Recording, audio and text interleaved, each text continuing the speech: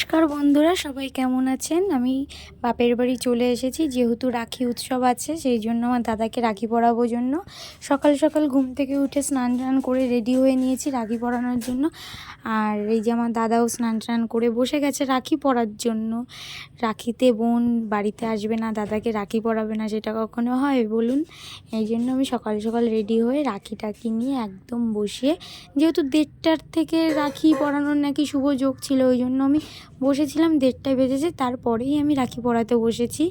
আর এই যে এইদিকে দুটো প্লেট দেখতে পাচ্ছ মিষ্টির, এটা কেন বলুন তো? আমার মাও কিন্তু আমার দাদাকে না, সরি, আমার মামাকে রাখি পরিয়েছে, মানে আমার মায়ের ভাইকে। সেই জন্যই যে আমি বলছি, দেখ তো প্রণাম করবো কি করব না, বলছে আমাকে আশীর্বাদ করতে হয়। ও আবার আমাকে আশীর্বাদ করলো। এবার টাকা দেওয়ার পালা। ও যেহেতু কোনো গিফট আনেনি, ওই জন্য টাকাটাই দিল আমাকে।